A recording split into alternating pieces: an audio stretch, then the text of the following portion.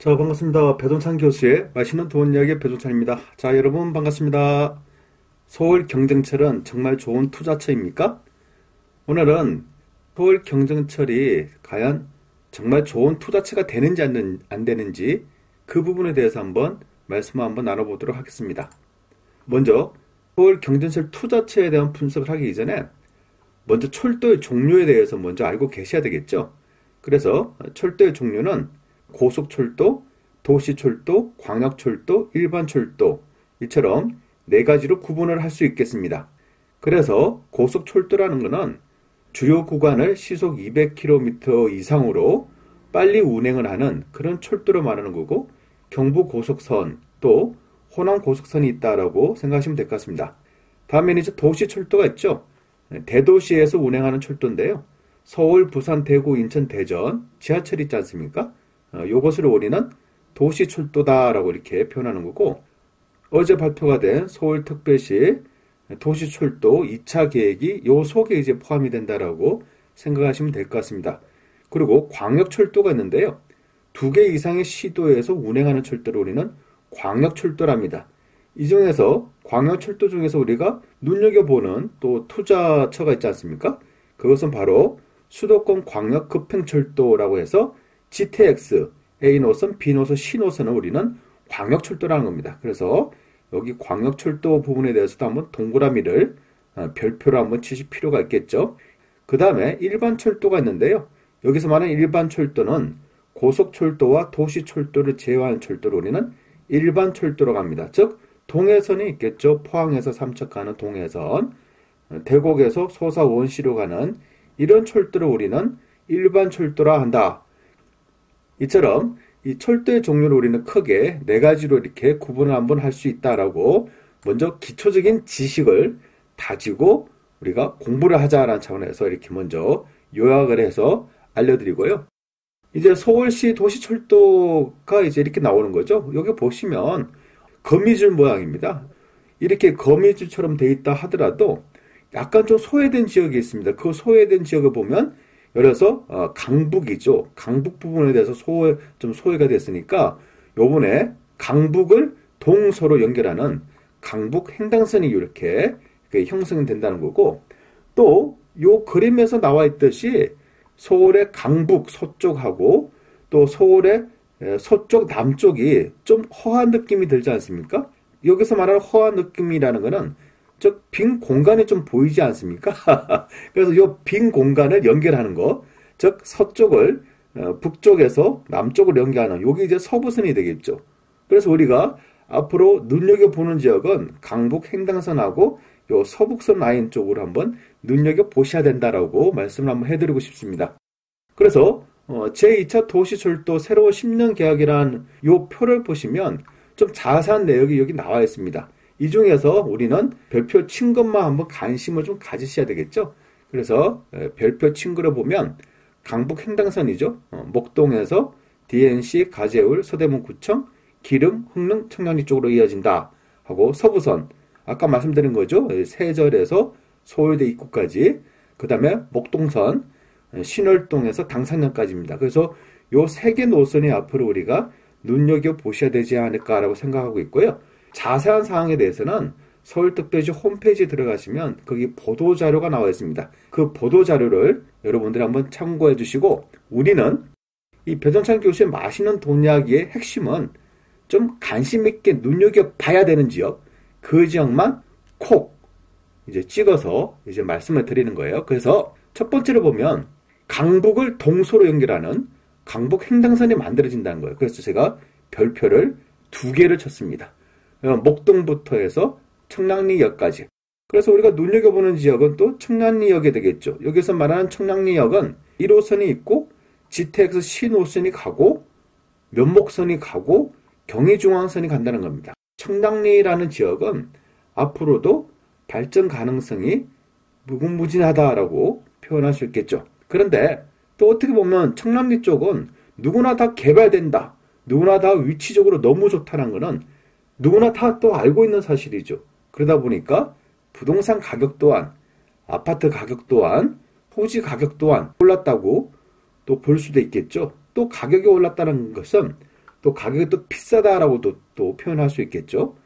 그래서 그런 의미로 본다면 저는 청량리 쪽보다는 오히려 역으로 생각해가지고 이제 강북 횡단선이 서쪽 부분을 또 생각합니다. 여기 서쪽 부분 보시면 목동을 지나죠? 그 다음에 상암지구를 지나지 않습니까?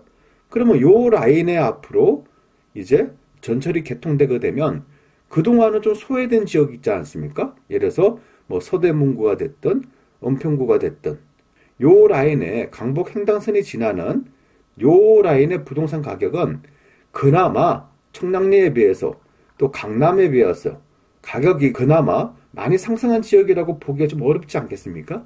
그래서 요쪽 라인에서도 우리는 가격이 저렴하다는 그런 장점과 또 강북 횡단선이 개통된다는 그러한 장점으로 접근을 하시면 그나마 토액으로 접근할 수 있는 지역이지 않을까라고 이렇게 생각을 하고 있습니다. 자, 그 다음 화면 보시면요. 이제 서부선이 되겠죠. 또한 서부선 연장이 되고 또 신림선 연장이라고 볼 수가 있겠는데요. 먼저 세전역에서 보면 서대문구 쪽 신촌역에 지나 또 마포 여의도를 지나 노량진역을 지나서 서부선이 서울대 입구역까지 가죠. 그래서 서울대 입구역에서 실제적으로 서울대학교 정문 쪽으로 서부선이 이렇게 연장된다라고 볼 수가 있겠고요. 그 다음에 이제 신림선 연장이라고 이 가운데 부분 있지 않습니까? 가운데 부분 보면 녹색으로 나올 수 있습니다. 색강역에서 여의도까지 해서 서부선하고 이제 연결을 한다는 거죠. 그러면 실제적으로 연결이 되게 되면 관악구 같은 경우에는 서부선하고 서부선 연장선하고 신림선하고 또 신림선 연장선하고 이렇게 합쳐지니까 어떻게 보면 원을 그리는 것 같지 않습니까? 그만큼 교통이 관악구가 그동안은 좀 지하철이나 전철에 대한 혜택이 좀 많이 부족했다면 요번 경전철을 통해서 요거 개통이 되면 좀 관악구 부분에 대해서는 교통이 좀 많이 개선된다라고도 볼 수가 있겠죠. 그래서 서부선에 대해서는 제가 별 하나를 제가 주게 된 겁니다. 그 다음 화면을 보시면요. 이제 명목선이 나오고 난곡선, 목동선, 우이신설 연장선이 나오죠. 먼저 맨 위에 있습니다. 우이신설 연장선. 우이신설. 그렇죠. 말 그대로 우이신설 연장선이 이렇게 된다라고만 알고 계시면 좀 될 것 같고요. 다음에는 면목선입니다. 어떻게 보면 면목이 없습니다 라고 할 때 그 면목선인 것 같습니다. 그래서 신내에서 청량리 쪽으로 가는 거죠. 요것도 이렇게 계획도로 추진됩니다 라고 생각하시면 될 것 같고요. 좌측 밑에 보시면 이제 난곡선이 냈죠. 진짜 난양곡선입니다 할 때 난곡선인지 모르겠지만 아무튼 난곡선이랍니다. 보라매 공원에서 난양까지죠. 이렇게 계획대로 추진한다라고 생각하시면 되고, 다만 여기서 이제 이 돈이 되는 거는 이제 목동선이다. 즉 신월동부터 해서 양천구청 지나서 오목교역 지나서 당산역까지 가는 요 목동선이 그나마 좀 돈이 돼 보는 선이다. 왜 그러냐면 이제 요 위에 보면 마곡지구하고 상암 DMC가 있지 않습니까? 그래서 요 라인이 좀 괜찮지 않나. 이렇게 뭐 간단하게 먼저 좀 설명 한번 해드릴 수 있을 것 같고요. 그 다음에 이제 요 비교 분석입니다. 요게 모든 계획이라는 게 예전부터 이렇게 계획을 짜고 또 수정 보완을 하고 또 계획을 짜고 이런 게 이제 정책이라고 볼 수가 있겠죠. 그래서 어제 나온 제2차 서울특별시 10개년 도시철도망 구축계획은 작년 2018년 8월 22일 살기 좋은 강북, 강남북 균형발전 계획 발표 여기에도 이미 어느 정도 내포가 돼 있었다는 겁니다. 그래서 우리는 역사를 보면 현재를 알 수가 있고 또 미래를 예측할 수가 있다는 거죠. 그래서 우리가 역사 공부를 한다라고 볼 수가 있겠죠. 부동산 공부 또한 또 마찬가지예요. 과거의 자료들을 눈여겨보셨다가 현재의 상황과 또 현재의 자료들과 비교 분석을 해보시면 미래 부동산에 대해서 예측이 가능하다는 겁니다. 그리고 더 나아가서 부동산 공부가 얼마나 어렵고 힘듭니까?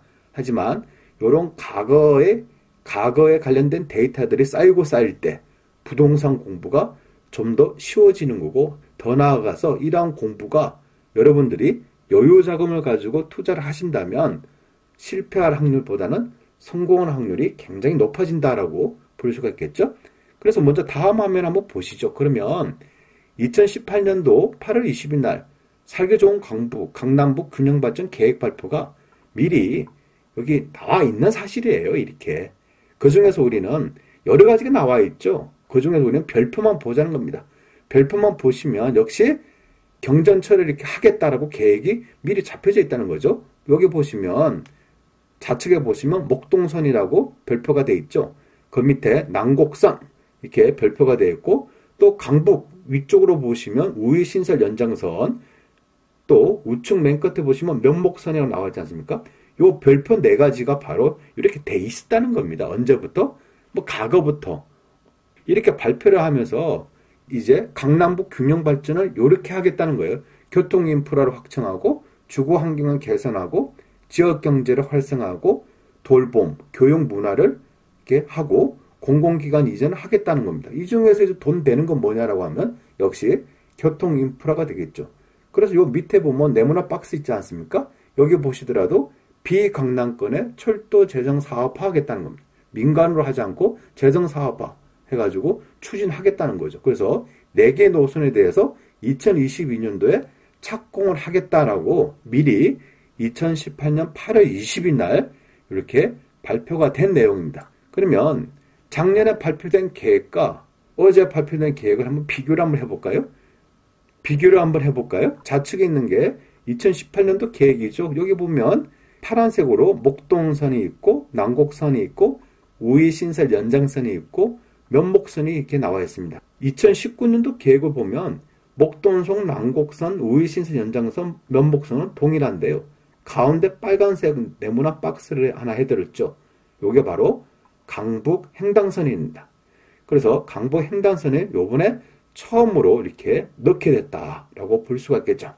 그렇다면 이런 식으로 본다면 서울 경전철이 이렇게 뚫린다고 한다면 모든 경전철이 개통이 되면 부동산 가격이 다 오르고 다 대박이었냐 라고 한다면 또 그건 아니죠. 그래서 여기 나와 있는 자료를 보시면 여러분 다 아시다시피 용인 경전철 또 의정부 경전철은 거의 뭐 부동산 시장에 뭐 큰 영향을 끼치지 않았지 않습니까? 그런데 요거 뭐 개통되기 전에는 막 주변에서 막 또 뭐 토지니 상가니 아파트니 오른다고 굉장히 말들은 많았죠. 근데 실제적으로 보니까 이렇게 경전철이 개통이 됐는데 부동산 시장에는 큰 영향을 끼치지 않았다는 거죠. 오히려 개통되고 나서 뭐 적자가 계속 발생이 되니까 지역 경제에 더 좋지 않은 영향을 끼쳤다라고 볼 수도 있겠죠. 이처럼 모든 경전철이 또 모든 철도가 개통된다고 해가지고 다 돈 되는 건 아니다라고 볼 수가 있겠죠. 이처럼 경전철이나 철도가 개통된다고 하여 다 돈이 되는 것은 아니다라는 사실을 여러분들이 꼭 명심해 주시기 바라고요. 그렇다면 서울의 경전철은 정말 좋은 투자처입니까? 어때요, 여러분? 정말 좋은 투자처가 될 수 있을까요? 네, 거기에 대한 저의 뭐 작은 생각에 대한 정리인데요. 일단 철도와 관련된 사업 중에서 서울 경전철은 그나마 괜찮다라고 우선 말씀드리고 싶습니다. 또 그 중에서도 강북 횡단선, 또 서부선, 목동선은 지금보다는 앞으로 눈여겨볼 지역이라고 볼 수도 있겠죠. 단 시간이 좀 많이 걸린다는 사실 여러분들이 알고 계시고요. 또 다같이 서울이라고 하더라도 강남과 강북 부동산 가격이 다 다르지 않습니까? 또 똑같은 강남이라 하더라도 돈이 되는 강남이 있고 좀 돈이 또 적게 되는 그런 강남이 있지 않습니까? 경전철 또한 돈 되는 지역이 있고요. 그다지 돈이 되지 않는 지역이 있다는 거예요. 또 돈이 되는 지역이라 하더라도 정말 많이 올라가는 부동산이 있고 또 조금밖에 올라가지 않는 또 부동산이 있겠죠. 그러니까 다 틀리다는 거예요, 이렇게. 다만 여러분들이 꼭 명심하셔야 될 부분은 이처럼 제2차 서울특별시 도시철도 계획이 이렇게 발표되고 또 착공이 되겠죠. 그리고 또 완공이 되고 또 완공 이후에 부동산 가격이 어떻게 될까? 이런 것까지 여러분들이 염두에 두시고 공부를 하신다면 공부에 정말 많은 도움이 될 겁니다. 오늘부로 해가지고요, 배종찬 교수의 맛있는 돈 이야기 구독자 수가 드디어 2만 명이 돌파가 됐습니다. 이렇게 부족한 방송을 구독하여 주신 점, 관심을 많이 가져주시고 더불어서 공부를 같이 해나갈 수 있어서 정말로 감사하고 기쁘게 생각합니다. 여러분과 더불어서 같이 어깨동무를 하고 다 같이 앞으로 나아가는 사람이 되기 위해서 노력하는 그러한 방송이 되겠습니다. 이상까지 배종찬 교수의 맛있는 돈 이야기였습니다. 감사합니다.